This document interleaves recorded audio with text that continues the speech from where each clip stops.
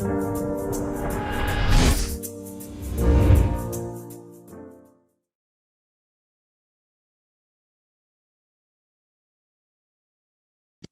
buenas tardes a todos, ¿cómo están? Bienvenidos nuevamente al ciclo de conferencias que ha organizado la Federación de Colegios y Asociaciones de Médicos Veterinarios o Tecnistas de México, con motivo de la celebración del Día del Médico Veterinario Zootecnista.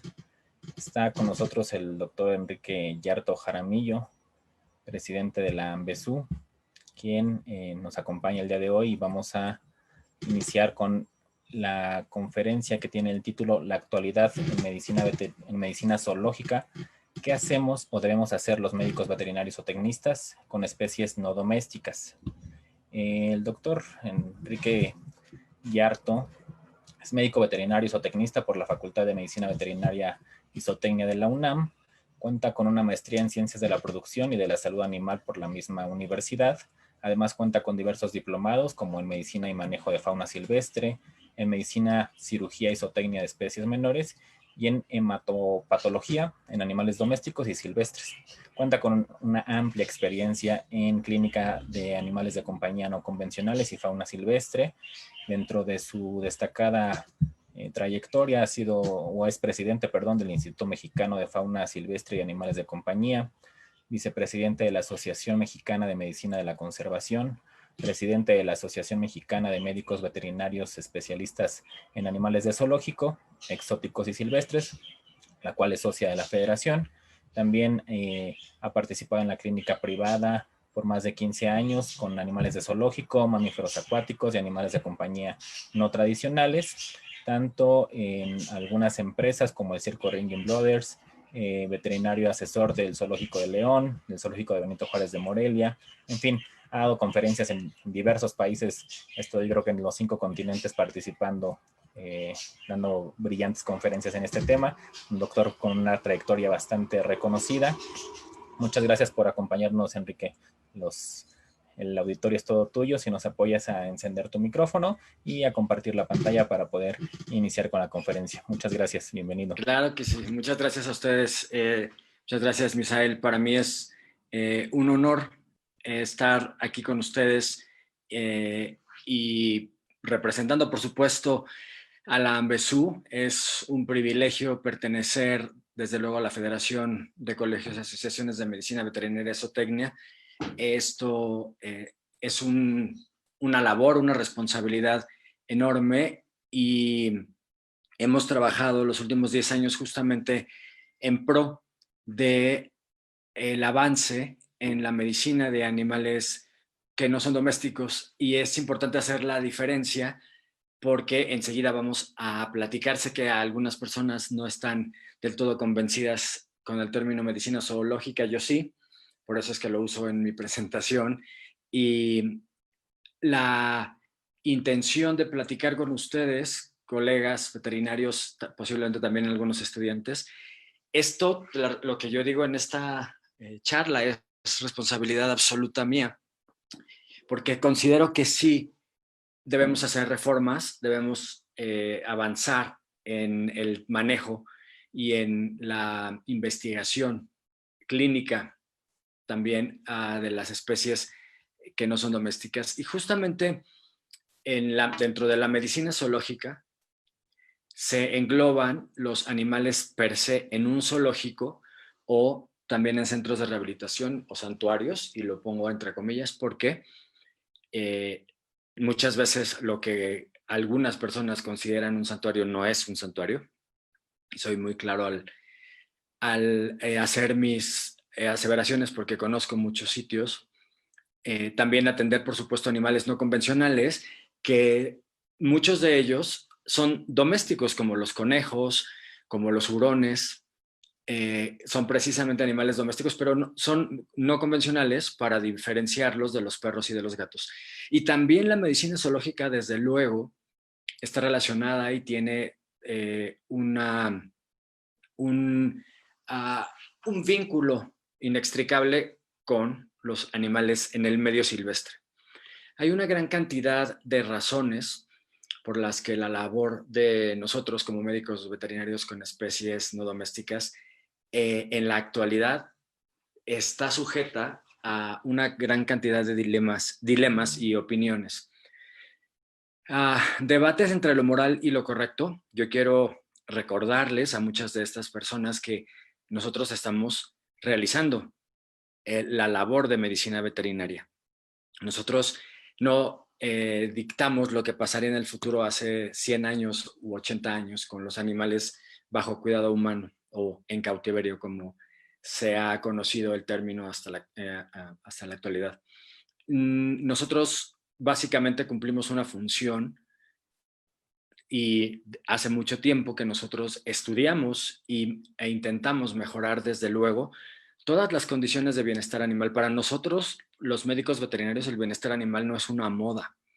El bienestar animal ha sido una parte de la medicina veterinaria con la que hemos crecido, que hemos todos desde nuestro campo de trabajo, por supuesto, intentado, en algunos casos se ha logrado, mejorar las condiciones que estos individuos tienen, tanto en granjas como en centros de producción, como en zoológicos. Y la función que nosotros realizamos no debería ser un dilema, ni debería tampoco alimentarse de las opiniones de personas que no conocen lo que nosotros hacemos. Desafortunadamente, así es, todo el mundo tiene derecho a opinar. Creo yo que la opinión es mucho más válida cuando tenemos conocimiento de algo, de lo que estamos opinando. Y muchos de nosotros llevamos más de la mitad de nuestra vida preparándonos día con día para aplicar esos conocimientos, y que todos los pacientes, así los llamo yo, que tenemos la fortuna de manejar, que tenemos la fortuna de intervenir en su bienestar, por supuesto, sea con bases científicas y aplicando todos esos conocimientos para mejorar las condiciones en las que se encuentran. Para algunos de ustedes que nos escuchan, las presiones sociales son una herramienta posiblemente para intentar mejorar el bienestar de los animales que se encuentran bajo nuestro cuidado. Sin embargo, es importante recordar que dependemos en una gran cantidad de instituciones de los recursos económicos que se distribuyan para cuidar a esas especies. Lo mismo que dependen agencias gubernamentales, por ejemplo, para cuidar el medio ambiente allá afuera. Nosotros, y la permanencia de muchas de estas especies en condiciones de cuidado humano, no es lo que ha amenazado la supervivencia de estas especies en el medio silvestre. Todos y cada uno de nosotros, de los humanos, hemos sido responsables en mayor o menor medida de esas alteraciones terribles del medio ambiente, de la contaminación, de la destrucción de los hábitats y de las exigencias que tenemos por ser más de 7,000 millones de personas. Entonces, cuando demos un argumento o cuando queremos apoyar o aportar verdaderamente algo, intentemos hacerlo con sentido. E insisto siempre, la intervención de personas en los temas animales debe de ser de personas que tengan conocimiento. La buena intención de todos los que no tienen conocimiento podría, desde luego, apoyar y aportar recursos, aportar ese apoyo a través de los medios para que esos mismos sitios donde se tienen animales, por la razón que sea, continúen la labor y continúen creciendo y continúen actualizándose en protocolos y los médicos veterinarios y el equipamiento. Históricamente, en el tema de animales de zoológico, existen protocolos de medicina preventiva que son literalmente del siglo pasado, incluso para especies en riesgo, en peligro de extinción. Son protocolos que incluyen posiblemente desparasitaciones o vacunaciones, y esto hace mucho tiempo cambió, y no porque lo diga yo, cambió porque existe tecnología, porque existe vinculación internacional, porque existen asociaciones formadas de manera legal y apoyadas por grupos extensos de otras asociaciones, como justamente la reunión en la que nos encontramos el día de hoy, que deberíamos aprovechar justamente para conseguir que todas estas especies en el ámbito en que las encontremos siempre estén atendidas como se debe. Nosotros, y siempre que tengo la oportunidad de platicar con colegas y con estudiantes, desde luego, comento la importancia de reducir emergencias con animales no domésticos. Esto quiere decir reducir en lo posible la medicina reactiva. Esto solamente se logra conociendo, escribiendo los protocolos universales, adaptados, por supuesto, a las instituciones en las que colaboramos y siguiendo estándares médicos adecuados y estándares médicos actualizados. Totalmente cierto que esos estándares los tenemos que ajustar a las posibilidades de infraestructura y a las posibilidades de entrenamiento personal del personal que tenemos, específicamente hablando de médicos veterinarios, porque es el área de la que yo les puedo contar. Siempre obteniendo información clínica veraz. No podemos suponer, no podemos adivinar, ni podemos testificar algo solamente por nuestra presencia o nuestra trayectoria. Tenemos que corroborarlo con datos clínicos. Nosotros como médicos veterinarios trabajando con especies no domésticas, desde luego necesitamos una capacitación a un nivel superior. Es un rango amplísimo de especies. Por supuesto que tenemos bases importantísimas en la medicina de perros y gatos, en la medicina de equinos, en la medicina de grandes especies, de porcinos, de aves, por supuesto, porque todos estos grupos tienen una contraparte doméstica, a excepción de los reptiles, pero definitivamente cuando nos formamos como médicos veterinarios, aprendimos de todas estas especies y cuando estamos en el campo de acción, desde luego, todo el tiempo estamos practicando y recordando y retomando y actualizándonos en todos esos temas. Requerimos, sin duda, que las instituciones y que tienen estas especies apoyen esa capacitación y otras instituciones que puedan aportar la capacitación puedan formar alianzas. Hablamos desde luego de instituciones de gobierno y también en algunos casos de organizaciones no gubernamentales, pero organizaciones no gubernamentales que sean profesionales y que tengan la oportunidad de aportar siempre y cuando el cuerpo médico veterinario designe la forma de ese apoyo. De preferencia, por supuesto, que formen parte de un gremio y siempre he considerado que las asociaciones de médicos veterinarios tienen una función importantísima. Justamente en ese apoyo y en la capacitación o en la dispersión de la información, pero también como un apoyo importante, dependiendo desde luego el tipo de trabajo que realicemos. En un aspecto personal, pero no hablo de mí, porque siempre trabajo con muchos colegas y justamente la ANVESU es uno de esos ejemplos. Básicamente hemos logrado avanzar en muchas de las imágenes que ustedes pueden ver en la presentación o en otras en donde hayamos tenido oportunidad de confluir. Es básicamente la determinación del médico veterinario lo que puede hacer avanzar cualquier instituto, casi cualquier institución, siempre hay excepciones, pero necesitamos desde luego, después de tener la determinación de llevar a cabo un avance importante en el lugar donde estemos trabajando, el apoyo de las direcciones, los patronatos, y lo dije hace un rato también, de las instituciones gubernamentales y no gubernamentales, pero también algo importante que por lo menos en el aspecto ANVESU y en el aspecto INFAC nos ha generado importantes avances es justo las alianzas estratégicas con la industria. Muchos de estos equipos que ustedes pueden ver en las imágenes, en estas y en otras, más adelante, no necesariamente pertenecen a esas instituciones.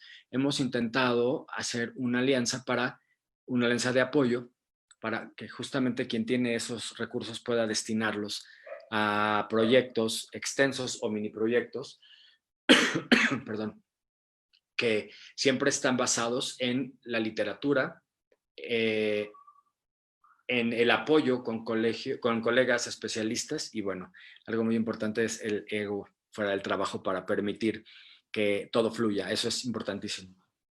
Hay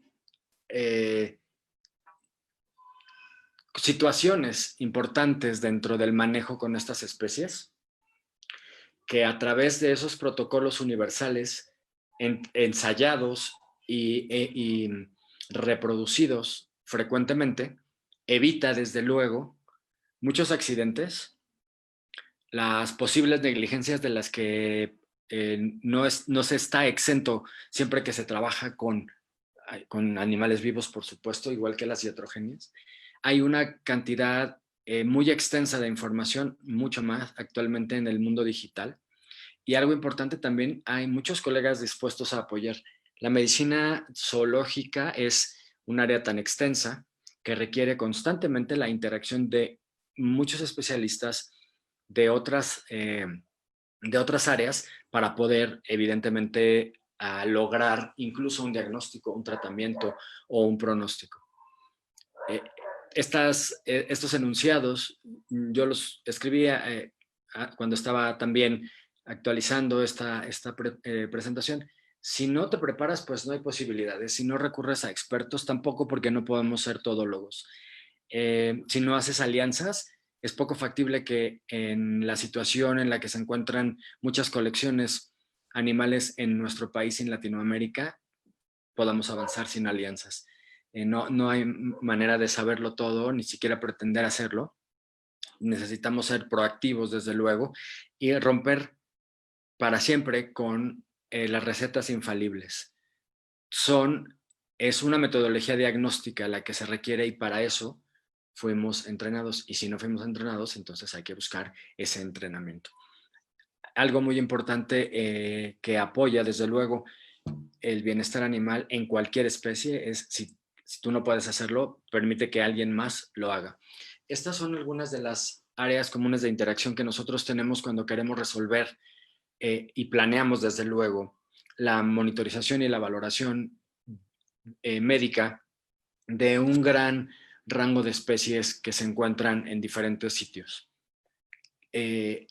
La metodología diagnóstica más avanzada, las especializaciones o subespecializaciones, por ejemplo, la odontología veterinaria, la endoscopia, la dermatología y la cirugía, además de la imagenología avanzada, son algunas de estas áreas de interacción constante que es difícil para un médico general o generalista dominar todas estas especialidades. Por eso es que hablamos de una interacción clara. Existen muchos recursos diagnósticos, es cierto, que no se tienen en muchas instituciones y es un poco irónico porque se cuidan algunas de las especies más importantes del planeta, se intenta hacer investigación. Estamos en una crisis mundial en todos los sentidos y en la actualidad ahora sí entendemos a qué nos referimos. Ahora sí entendemos lo que significa alteraciones en el medio ambiente y posiblemente en el pasado inmediato no lo consideramos, pero muchas de estas compañías están dispuestas, se lo digo porque lo hemos intentado y lo hemos logrado, a generar este apoyo para estas instituciones. Existen una gran cantidad de recursos diagnósticos que los médicos con especies domésticas, perros, gatos y ganado, utilizan todo el tiempo en sus respectivos campos de trabajo. Nosotros, en medicina de animales de zoológico, tenemos que validar primeramente todos esos recursos. No es lo mismo la leucemia viral felina en un gato doméstico que en alguna otra de las 37 especies de felinos que existen en el mundo. Entonces, siempre tenemos que mirar hacia adelante, desde luego, obtener los recursos para poder hacer esas validaciones, para poder generar un cuerpo de información que nos permita particularizar entre un leopardo y un jaguar, que aunque se parecen, desde luego para mucha gente son totalmente distintos, pero bueno, son gatos moteados o con manchas, así es como la gente, en el público general los identifica. Para las cuestiones médicas hay grandes diferencias, hay enormes situaciones de cuidados de medicina preventiva, y entonces los médicos veterinarios evidentemente tenemos que estar a la vanguardia de todo, con todos estos recursos diagnósticos, e ir empujando para que estos recursos diagnósticos estén disponibles y, por supuesto, validados por nosotros mismos. Tiene un enorme sentido que los individuos que se encuentran, los animales que se encuentran por la razón que sea bajo cuidado humano, puedan ser monitoreados, que estas pruebas se utilicen con su sangre, con suero, con saliva, dependiendo lo que estemos buscando, para que evidentemente los animales que están todavía en el medio silvestre y los mismos que tenemos bajo cuidado humano se puedan beneficiar con estas investigaciones. Muchas veces se critica de una forma irresponsable la poca productividad de centros de acopio de zoológicos. No es un sitio en donde automáticamente se pueda producir información. Para producir esa información se necesitan una gran cantidad de recursos, y mientras más en contra estamos de la existencia de lugares como estos, más en contra estamos potencialmente de la conservación de varias especies. No es un programa de conservación dentro del zoológico necesariamente lo que hace la diferencia.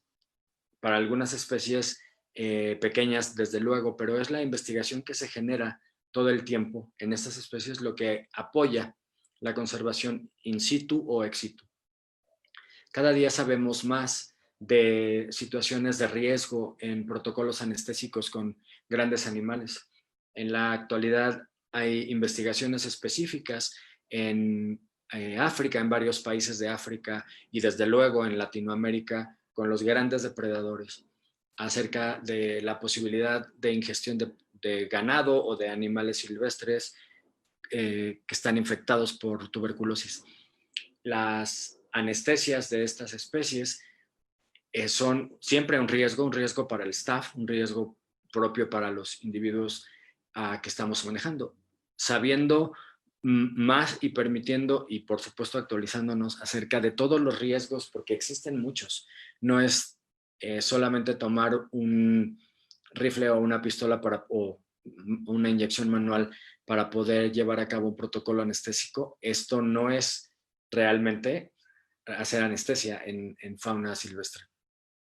Poco a poco se ha ido incorporando, y me refiero posiblemente a los últimos 15 años, en una gran cantidad de recursos para poder monitorizar las anestesias, poder reportar evidentemente cuáles son esos hallazgos o cuáles son esos valores alterados en la monitorización de los grandes felinos, que evidentemente sirven a los colegas que trabajan en nuestra asociación, por ejemplo, o los que vienen a los eventos de actualización de las diferentes asociaciones. Y esto es justamente una de esas enormes ventajas de pertenecer a un gremio organizado.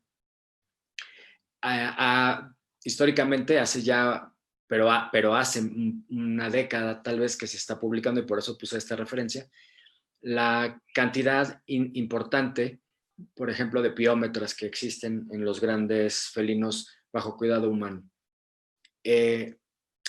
Cuando una de estas especies o uno de estos individuos, específicamente hembras, no se consideran importantes para el pool genético de esta especie, una de las mejores opciones y decisiones podría ser la ovariosterectomía electiva. Exactamente como ocurre en perros y gatos y en otras especies más pequeñas, lo mismo puede ocurrir en grandes felinos que sabemos que no tienen y que no existe una razón para que sigan reproduciéndose, y utilizándose de una forma, desde la perspectiva de un médico veterinario, equivocada.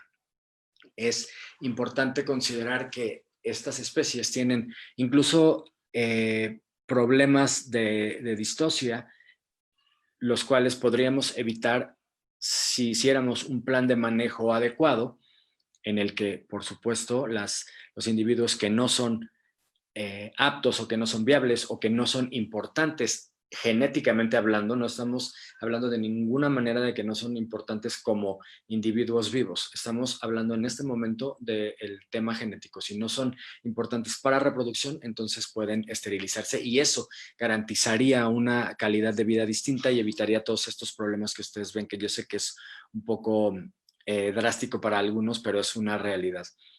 Por eso el avance en técnicas de ovariohisterectomías electivas ocurre perfectamente en los grandes felinos, y si lo lleva a cabo un cirujano especializado, hay un porcentaje extraordinariamente bajo de complicaciones. Esa es una de las razones por las que uno de los enunciados que ustedes vieron en una de las diapositivas decía: si no puedes, permite que alguien más lo haga. Esto siempre es factible, siempre hay alguien que puede apoyar. La medicina preventiva actual, desde la perspectiva de saber todo lo que puede ocurrir si no se lleva a cabo, ¿por qué esperar si sabemos que no son animales diferentes a los que están en otros zoológicos en el mundo? Se va a complicar potencialmente igual. Entonces, esto para mí es estar actualizados, movernos al ritmo que el mundo se mueve, porque ya no estamos desprovistos de información. Vamos a actuar de la forma adecuada, y justamente cuando hablamos de diseminar esta información, es las experiencias que hemos tenido instaurando proyectos de investigación o de capacitación de médicos veterinarios, nos han llevado a tener experiencias interesantes en varios países de Latinoamérica, desde luego también con apoyo de muchos colegas de Estados Unidos y de Europa, pero hemos intentado, por supuesto, generar que este conocimiento y que estas alianzas beneficien. Una de las que me gustaría comentarles, y porque la considero de enorme importancia, por la relación filogenética que tenemos con los grandes simios, por las situaciones terribles de conservación que se viven en vida libre, que no tienen nada que ver porque un zoológico tenga orangutanes o chimpancés. Y esto solamente quien tenga un criterio amplio lo podrá entender y lo podrá investigar.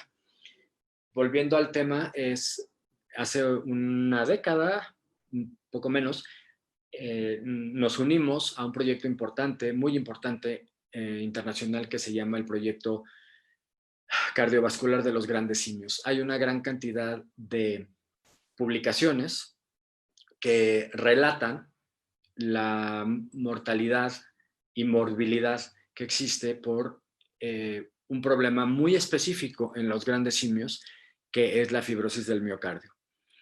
Esto es algo inherente específicamente a las 4 especies de grandes simios: gorilas, orangutanes, chimpancés y chimpancés pigmeos, que no ocurre en otras especies, inclusive en los humanos, y es una causa de mortalidad común.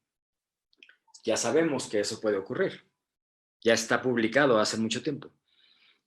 Es importante entonces incluirnos en estos proyectos mundiales, y así lo hicimos con 3 colecciones zoológicas mexicanas con las que trabajamos para que sus grandes simios fueran evaluados de una manera distinta, vamos a manejarlo de esta forma, de una manera distinta a la que tradicionalmente se habían evaluado. Necesitábamos una base de datos de una lectura específica con equipos especializados, tanto humanos como equipos físicos, para hacer una valoración cardíaca extensa y por personas, colegas veterinarios, desde luego, entrenados específicamente en cardiología de grandes simios. Desde luego que si alguien es un experto en ecografía en perros y gatos, es más fácil que se entrene en este tema. Sin embargo, necesitábamos tener el personal que entrenara a los demás colegas, porque habían sido entrenados particularmente con cientos de casos específicos de grandes simios. Y entonces se hizo la valoración en 2 años distintos, 2011 y después en 2013, en estas dos instituciones, y se aprovechó para realizar un programa lo más extenso posible en medicina preventiva, como debería ser en la actualidad para todas las especies bajo cuidado humano. Conjuntamos un equipo muy interesante de colegas nacionales y extranjeros y valoramos todo lo que fue posible en estas especies que no habían sido valoradas de esa forma nunca antes. Todos estos exámenes específicos como frecuencia cardíaca, presión sanguínea, péptido natriurético cerebral, leptina, colesterol, todos estos parámetros debían ser estudiados y valorados particularmente y en cada uno de los individuos que incluimos en el estudio. Esto, por supuesto, era completamente distinto a solamente anestesiarlos y tomar una muestra de sangre para hematología y biometría hemática estándar. Nosotros hicimos una investigación que en conjunto con el Great Ape Heart Project incluía, por supuesto, a indagar información clínica básica sobre enfermedades renales que son muy comunes en estos individuos también en vida libre, pero particularmente en situaciones bajo cuidado humano. Y resulta que esto no es solamente para beneficiar a los animales que están en cuidado humano. Todas estas técnicas, todos estos valores y todas estas validaciones directamente impactan de forma positiva los programas de conservación en vida silvestre que existen en África para chimpancés y gorilas o en el sudeste asiático para los orangutanes. Entonces, es una retroalimentación de vida libre hacia cuidado humano y viceversa, en donde llegamos a conocer mucho más de estas especies a través, por supuesto, de un cuidado médico integral. Y esto beneficia enormemente, no tengo que decirlo, pero lo repetimos, enormemente a cada individuo que se encuentra en un estado de salud completo. Esa es parte importante, básica y fundamental del bienestar animal, haciendo valoraciones veterinarias complementarias como esto que hicimos, que fue una revisión dental extensa con equipos especializados de odontólogos humanos y veterinarios para mejorar desde luego las situaciones dentales. Las enfermedades oculares tienen varias, siendo nuestros parientes más cercanos, muchos problemas similares a los que tienen los humanos y simplemente desde luego es la importancia de realizar un estudio como estos, pero la empatía enorme que generan estos individuos hacia los grupos de veterinarios, por supuesto, garantizan siempre una valoración de lo más extensa. Existen todavía interrogantes para varias especies acerca de los valores normales y los valores de alterados o disminuidos de varios parámetros clínicos importantes como es, perdón, se cambió, enfermedades endocrinas como es justamente la diabetes mellitus, el hipotiroidismo, enfermedades reproductivas, desde luego que si tenemos programas mundiales de conservación, teníamos que intentar determinar si alguno de estos individuos todavía tiene posibilidades para reproducción o tal vez para criopreservación y que ese semen, por ejemplo, pudiera ser utilizado en el futuro para otros individuos, inclusive a nivel nacional o extranjero.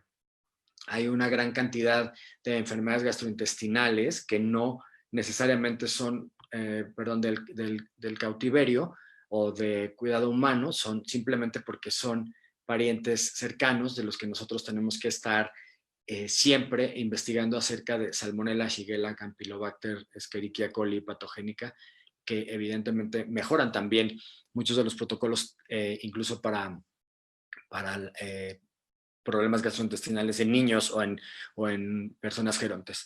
Enfermedades del tracto respiratorio tienen algunas muy específicas y otras que se están investigando, igual que las pruebas complementarias para tuberculosis. Este es uno de los temas importantes para nosotros, saber la tuberculosis no se detecta en una gran cantidad de especies bajo cuidado humano como se detecta en el ganado. Cada especie tiene o requiere pruebas distintas y entonces todo este tipo de validaciones con tuberculina vieja de Koch y si la intradérmica se correlaciona con el PCR o si el PCR no está todavía validado para este tipo de especies y tenemos que usar y desarrollar algunas pruebas de ELISA rápidas. Todo esto continúa en muchos sitios del mundo en investigación y lo digo también en vida silvestre lo mismo.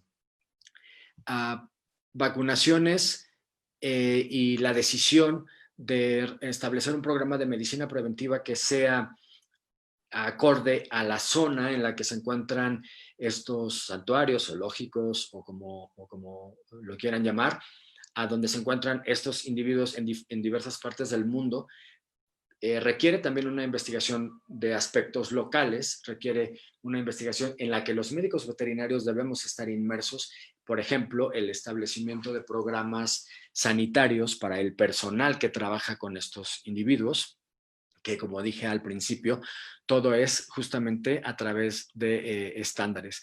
¿Qué va a pasar o qué pasa con el COVID en estas especies? Todavía no lo sabemos. Esperemos que nada realmente grave como lo que ha pasado con la población humana, porque muchas de estas especies en vida libre no rebasan a los miles de individuos apenas. Entonces sería catastrófico. Sin embargo, los animales que están o los individuos que están bajo cuidado humano, posiblemente en el futuro cercano, estas pruebas se correrán en ellos, intentaremos saber si tienen anticuerpos. No estoy adelantándome a nada ni diciendo absolutamente nada concluyente del COVID, solamente son ideas que evidentemente si sabemos que son nuestros primos más cercanos, que la influenza humana les puede afectar, igual que la tuberculosis o cualquier otra enfermedad de humanos, pues evidentemente estaremos pendientes qué pasa con el COVID. Con respecto a especies específicamente latinoamericanas, falta una gran cantidad de información que beneficiaría a cualquier sector de animales en cuidado humano y, por supuesto, animales en vida libre acerca de las especificaciones de radiología, de ecografía, que todavía no se conocen. Es tal la cantidad de especies con las que lidiamos que es importante ir segmentando desde luego e ir reproduciendo algunos modelos de algunas investigaciones para otras especies que han sido pues más carismáticas o a las que se les ha dado una importancia distinta en el pasado. Nos corresponde desde luego a nosotros intentar hacerlo en Latinoamérica. Estamos con un proyecto en Colombia, entre Colombia y México, y este otro de delfines nariz de botella, que el manejo de estos individuos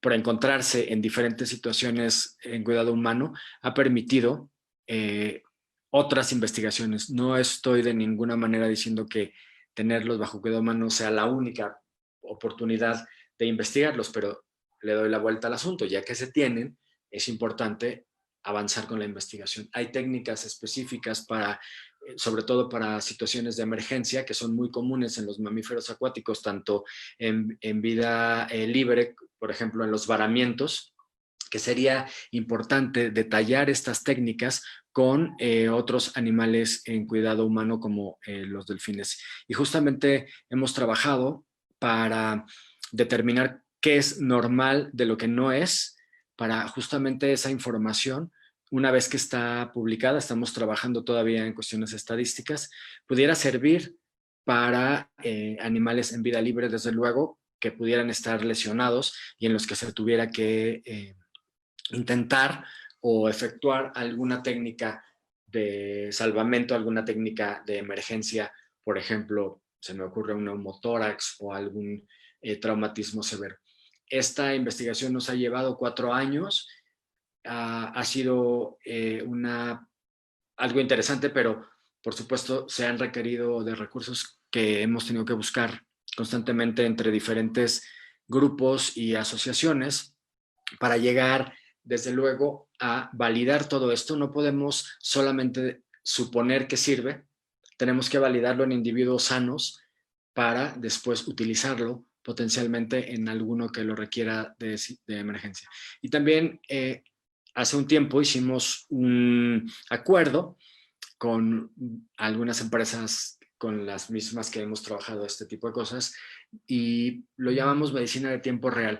Para cualquier especie se puede, sin duda, para cualquier especie se puede colectar sangre. Por supuesto, hay formas muy distintas de manejo a pacientes domésticos, pero el avance que se ha tenido incluso con medicina de reptiles nos ha permitido, desde luego, hacer valoraciones mucho más concretas de los individuos con los que trabajamos en cualquier rango que estos se encuentren y evidentemente proveyendo todo el tiempo de información mucho más avanzada y mucho más clínica de lo que en el pasado pudimos hacerlo. La medicina con las especies de compañía no convencionales ha avanzado enormemente. Tenemos la fortuna de tener hospitales de alta especialidad que frecuentemente, o posiblemente en los que algunos trabajamos, o que frecuentemente también apoyan a zoológicos y a otras instituciones. El armamento tecnológico con el que contamos en la medicina zoológica actual, evidentemente se va expandiendo. Yo sé que no es en todos los momentos, ni para todas las especies, ni en todas las regiones, pero existen ya varios equipos y varios hospitales que pueden dar estos servicios y es importante que los colegas lo sepan porque lo hacemos todo el tiempo y es importante cuando tengan una necesidad como estas, saber a quién recurrir, saber en dónde se puede avanzar, incluso para programas de recuperación de especies que están en serio peligro de extinción en la naturaleza. Se hacen acuerdos, depende por supuesto de la apertura de las direcciones, de la apertura de los hospitales para poder investigar. Se ha facilitado cuando trabajamos en equipo y a través de instituciones, absolutamente. La Asociación Latinoamericana de Veterinarios de Fauna Silvestre, que es una asociación hermana de la AMBESU, cuando hemos hecho algunas conferencias importantes, de estas conferencias ha salido específicamente material para artículos en una de las referencias mundiales más importantes, que es el libro del Dr. Fowler, justamente de colegas latinoamericanos trabajando con especies y en situaciones de conservación o con miras a la conservación de las especies silvestres. Por eso mi concepto de medicina zoológica es mucho más amplio que solo hablar de animales de zoológico. Animales del medio silvestre, en minutos podemos saber, con el avance tecnológico y desde luego con el equipamiento, en minutos podemos saber, establecer un diagnóstico y muchas veces, desde luego, un pronóstico y también un tratamiento. Este proyecto lo llevamos a cabo entre 3 países para investigar las particularidades de una de las especies más interesantes de grandes carnívoros de Latinoamérica. Esta es una especie que únicamente se distribuye en el sur de América y es la única especie de úrsido justamente de Sudamérica. Colectamos información importante que justamente fue publicada en ese libro y lo más importante no es eso, no me refiero a los logros personales, nos referimos a lo que ha repercutido que estos individuos y que los protocolos de anestesia y los protocolos de monitorización que se hacen con individuos que podemos manejar más fácilmente puedan reproducirse en vida libre y pueda haber, desde luego, una mayor seguridad para trabajar con estas especies que de por sí están declinando, sus números son cada vez más bajos. generar información de pacientes gerontes, cuáles son los mejores protocolos de anestesia, cuáles son, desde luego, los más seguros en ciertas condiciones para después poder extrapolar esa información y esa data hacia animales de vida libre. No nos limitamos básicamente por ideas, muchas veces nos limita la cuestión de los recursos, pero luchamos constantemente para que esos proyectos tengan un mérito y que ese mérito se pueda compartir con colegas y que las nuevas generaciones estén plenas de información. Hacemos encuentros como muchas otras asociaciones, supongo que todas, encuentros anuales o bianuales para compartir toda esta información, para dispersar la semilla del progreso y para que obviamente ningún individuo bajo nuestro cuidado sufra por no tener información, los médicos veterinarios por no tener la información adecuada. Así que la medicina veterinaria de animales de zoológico en la actualidad e incluso de animales no convencionales o animales en vida libre requiere diagnósticos completos y precisos. Es la única forma en la que, por lo menos en nuestra ideología, nos ha dado la oportunidad de la resolución de casos y algo muy importante, del establecimiento de valores de datos para colecciones animales que en muchos casos tienen pacientes gerontes que igualmente deben ser provistos de la mejor calidad de vida. Por eso insistimos en que el trabajo con estas especies sí se relaciona con la investigación, definitivamente con investigación interna, o cuando es una investigación mucho más fastuosa, evidentemente tiene una repercusión incluso universal. La conservación y la preservación de los recursos solamente se puede llevar a cabo si conocemos esos recursos y si tenemos una relación directa con esos recursos. No quiere decir que los vamos a mantener a todos bajo cuidado humano, quiere decir que vamos a saber cómo cuidar a los que están bajo nuestro cuidado y los que están desde luego en vida libre. Y la educación no solamente se refiere a ir a un sitio y ver a un individuo y leer un letrero. La educación a través de los médicos veterinarios, por supuesto, todos los días cuando tenemos relación con los propietarios, cuando hablamos de zoonosis, cuando hablamos de cuidados médicos, cuando hablamos de la responsabilidad, cuando hablamos de no dejar, no abandonar un animal, eso genera sin duda educación y lo hemos visto en las últimas 2 décadas que por lo menos personalmente tengo como médico veterinario. Hay un papel muy importante de los médicos veterinarios o tecnistas en estas especies no domésticas. Me da muchísimo gusto que me hayan dado la oportunidad de compartirlo con todos ustedes. Todos los animales, no importando el valor comercial, requieren una atención profesional y de primer nivel. Muchísimas gracias y creo que el moderador podría apoyarme con algunas preguntas si es que o comentarios si es que los hay. Muchas gracias, Enrique. Al contrario, un gusto. Gran ponencia, muchas gracias. Voy a leer algunos comentarios, realmente te han mandado muchos saludos de Sonora, Morelos, de Baja California Sur. Gracias, amigos. De Guadalajara, algunos colegas de Brasil. Hay una pregunta aquí que es, digamos, un tema reciente con el tema de la COVID. Sí. Preguntan sobre la relación de la COVID y los casos que se presentaron con los tigres en Nueva York. Sí, es una situación que no podemos generalizar. En ese caso en particular, dadas las situaciones o las circunstancias en las que estaban esos individuos en particular, hubo un contagio seguramente o se esclareció de los manejadores hacia estas especies. Es un punto de inflexión bien importante. No sabemos tantas cosas que es necesario seguir investigando. Eso es a lo que pugnamos, por lo que pugnamos siempre los médicos veterinarios que trabajamos con estas especies. Necesitamos hacer mucha investigación e incluso de temas como estos, de los que no se sabe prácticamente nada. No tenemos, por supuesto, una vacuna y los seres humanos estamos siendo directamente afectados. No sabemos qué va a pasar con el medio silvestre, con otras especies y con otras posibles pandemias.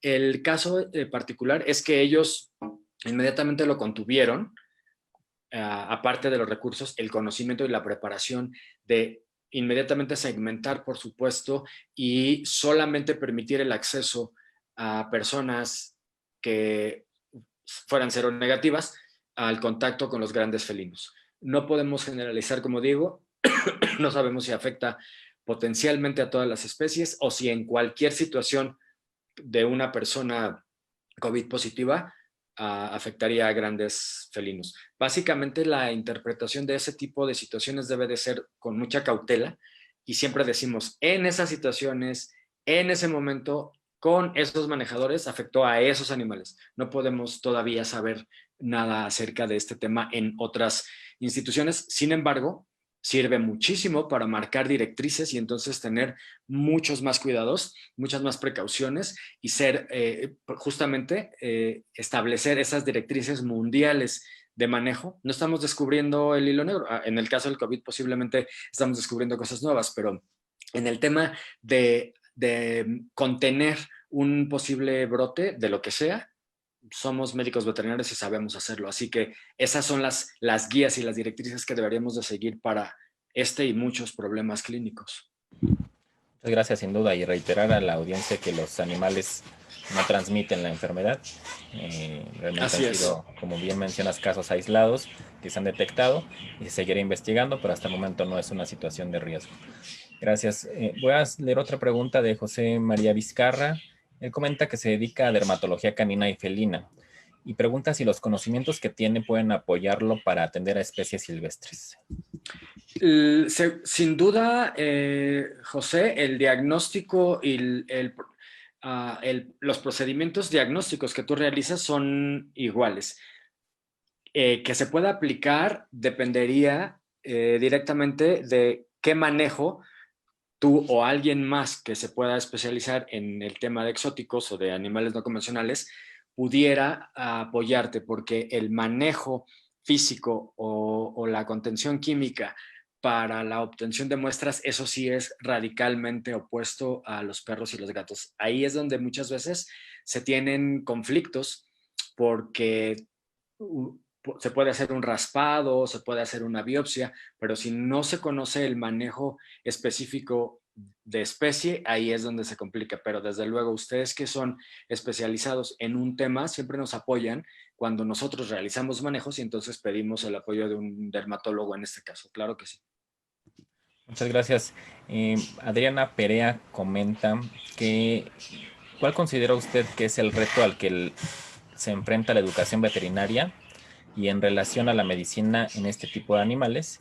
Y también si la capacitación que se imparte a los estudiantes has podido detectar algunas debilidades o áreas de oportunidad durante la formación. Bueno, son muchas preguntas en una y no quiero yo uh, hablar en general. Considero que en la parte clínica hay muchas falencias, en la parte clínica de animales no convencionales en muchas instituciones, incluso en muchos países, pero no solamente de Latinoamérica. He tenido oportunidad de comentar con otros colegas en otros continentes y es algo muy similar. No se le ha dado la importancia y no se le dio la importancia a tiempo. Es por eso que estamos viviendo situaciones que nunca nos imaginamos como humanos.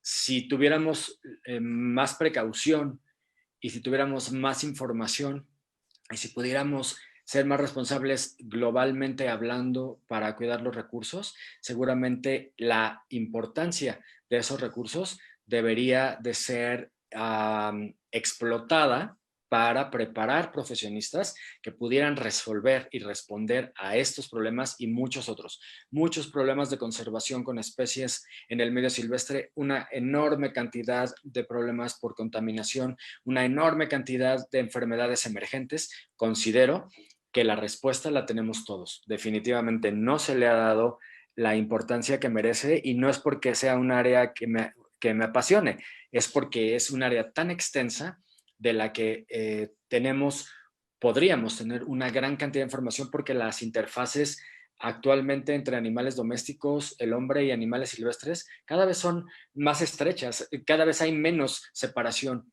Definitivamente sería desde una perspectiva personal, y por eso es que hemos generado una gran cantidad de programas de actualización, de programas que puedan preparar a los clínicos para hacer clínica, de programas que puedan apoyar a los médicos veterinarios de zoológico y a todos los estudiantes que no han tenido, por la razón que sea, la oportunidad de ser entrenados en estas especies. Lo considero sumamente importante.